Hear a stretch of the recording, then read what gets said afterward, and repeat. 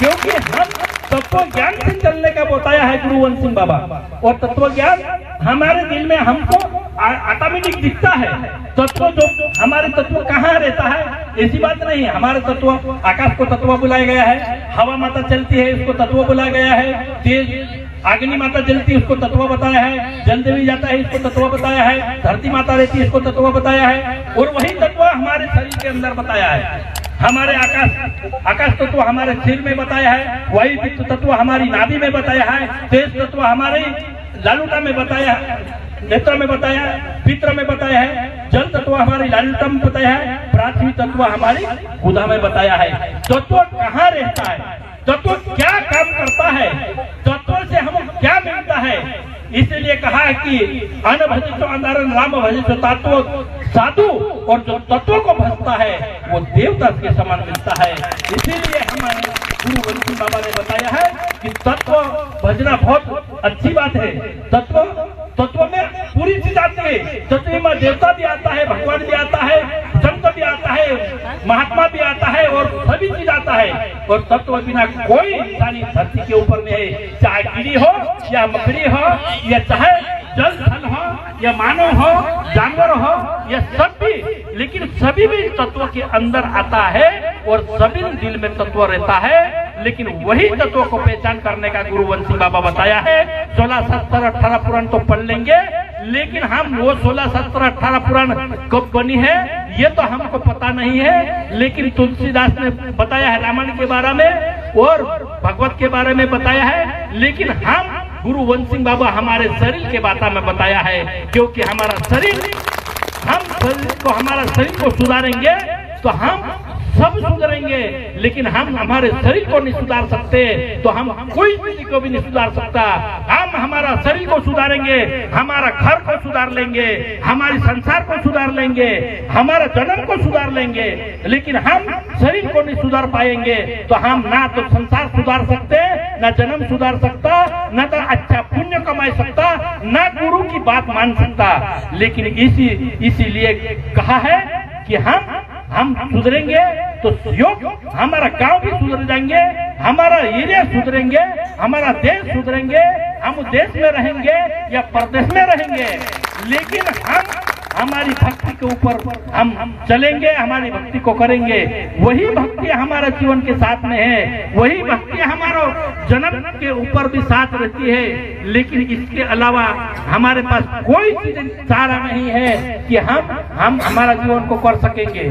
इसीलिए हमारा जीवन को करना जरूरी है। लेकिन हम ऐसा समझते हैं कि यहाँ से हम वहां तक कैसे पहुंचेंगे, यहाँ से वहां तक हम कैसे जाएंगे।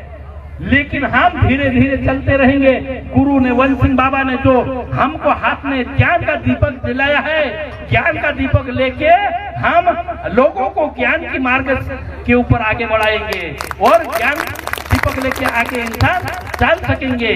इसीलिए गुरु, तत्व का गुरु बताया उन्होंने, तत्व का शब्द बताया उन्होंने, तत्व का रहन सहन बताया उन्होंने। तत्व की बहुत लंबी चौड़ी बात है, तत्व की छोटी बात नहीं है। इस तत्व में विश्व समाया है, पूरी विश्व की बात है इस तत्व में। लेकिन विश्व की बात करने में, समझने में तो लगेंगे टाइम, लेकिन इतना ज्यादा कठिन नहीं है। हम इसको समझ सकते हैं और समझेंगे।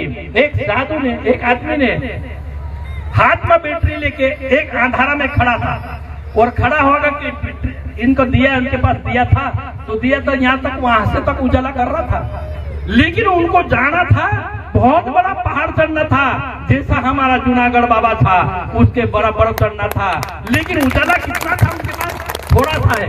उन्होंने रुक गया कि भाई मेरे पास तो बहुत दूर जाना है मेरे को, लेकिन मेरा उजाला यहाँ से वहां तक जा रहा है, इसके अलावा आगे जा नहीं रहा है, मैं कैसे आगे बढ़ सकूंगा। लेकिन उन्होंने कहा, दूसरा संत ने आया कि भाई तू क्यों खड़ा है। तो उन्होंने कहा कि मेरा जाना तो बहुत बड़ा चढ़ना है, लेकिन मेरा जो उजाला है दिया का ये यहाँ तक 2-4 फीट जा रहा है, इसके अलावा आगे अंधेरा है, मैं कैसे जा पाऊंगा।